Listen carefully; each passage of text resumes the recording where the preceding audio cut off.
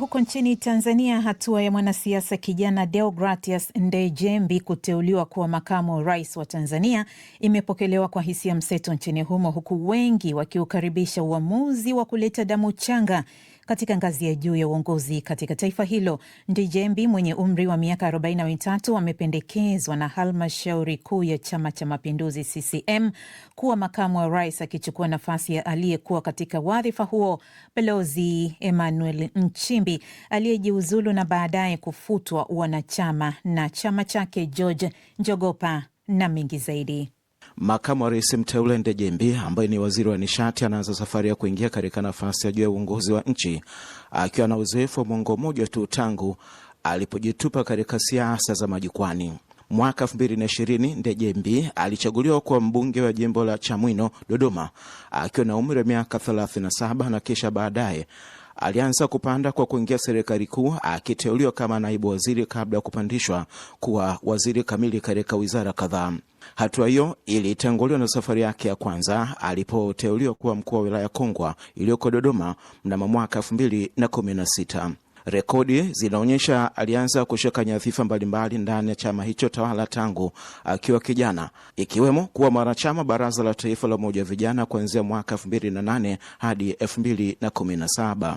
Kabla ya kuingia katika uwanja wa kisiasa, mteule huyo amewahi kupita katika sekta binafsi akifanya kazi katika maeneo kadhaa. Huko ndiko anakotaja kupikwa na kujimarisha katika nyanja nyingine za kisiasa. Makundi ya watu katika sekta binafsi, mbali ya kukaribisha uteuzi wake huo, wanasema ujio wake huenda ukawa daraja linalounganisha sehemu mbili. Saidi ambaye amekuwa katika sekta binafsi kwa miongo kadhaa, anasema mwanasiasa huyo analeta matumaini yanaweza kutafsiriwa kama pande mbili zinazoweza kuzungumza lugha moja. Mara baada ya kupitishwa, ni mtu ambaye anaingia, anayejua lugha, mahitaji na matarajio ya sekta binafsi kukua, zikiwemo policy rafiki, ikiwemo incentives.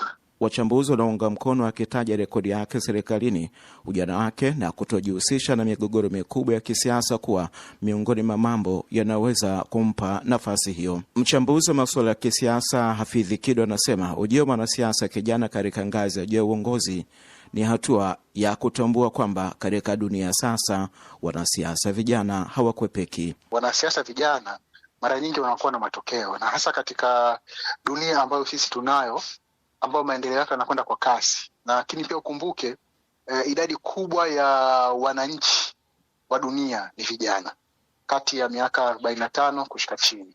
Ndejembi anaingia akiwa na uzoefu serikalini, lakini bila kuwa na mtandao mkubwa wa kisiasa unaonekana wazi nje ya mfumo wa chama. Ili kuthibitishwa, jina la Ndejembi linapaswa kuungwa mkono na bunge la Tanzania kwa kura zaidi ya nusu ya bunge wote. Iwapo jina lake litathibitishwa na bunge, atakuwa miongoni mwa wanasiasa wenye umri mdogo zaidi kuwahi kushika wadhifa huo nchini Tanzania. Kutoka Dar es Salaam ni George Njogopa wa DW. Na baada ya kusikia kuhusiana na hayo ya uteuzi, bado tunaiangazia hali ya kisiasa nchini humo na kukumbusha tu kwamba uteuzi huu wa makamu mpya wa rais unafuatia kujiuzulu kwa Dr. Emmanuel Nchimbi.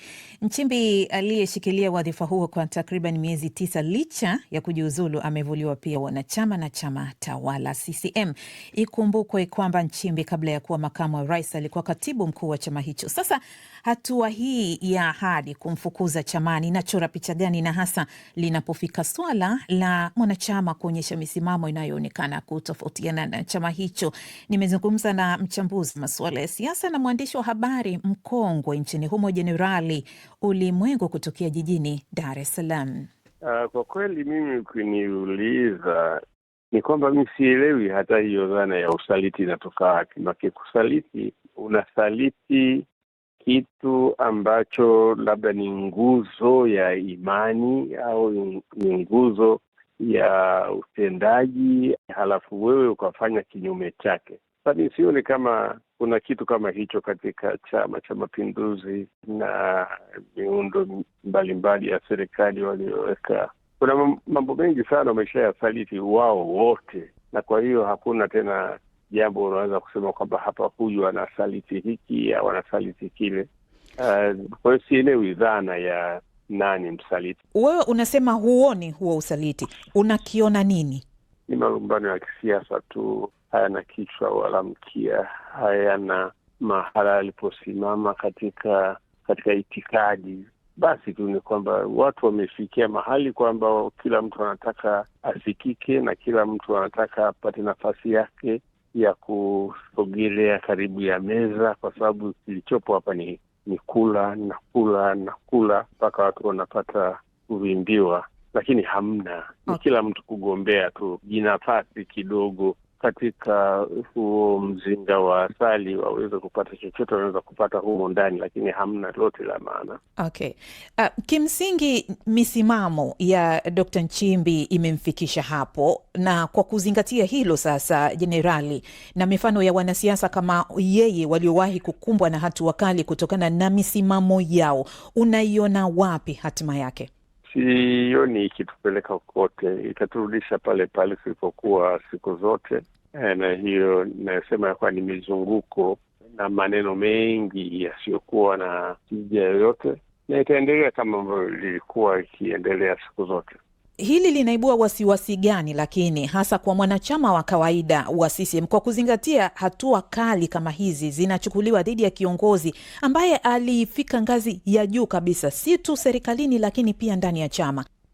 Unaweza kuangalia tu kinadharia, ni kwamba mwanachama, kama ni mwanachama ambaye anapenda na kifuata chama chake na anakipenda, atapata mfadhaiko kutokana na haya malumbano kati ya viongozi wake, kwa sababu inaonekana kama hapo pamoja hata kidogo, na hawezi kutarajia kwamba fanye kazi yoyote ya maana ya kumnufaisha yeye, isipokuwa anatafuta maslahi ya matumbo yao. Na unadhani kweli anatoka kwenye ulingo wa kisiasa kama alivyosema kwenye barua yake ya kujiuzulu, ama unamuona Dr. Nchimbi akichukua mwelekeo mwingine wa kuendeleza harakati zake za kisiasa?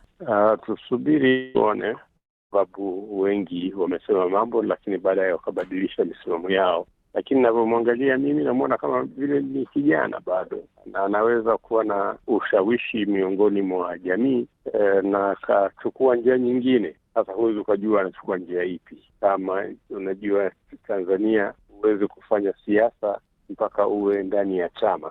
Kwa hiyo inabidi ama aunde chama chake mwenyewe, ama inabidi ajiunge na CUF au Chadema au Chauma, ndio mwisho wa njia.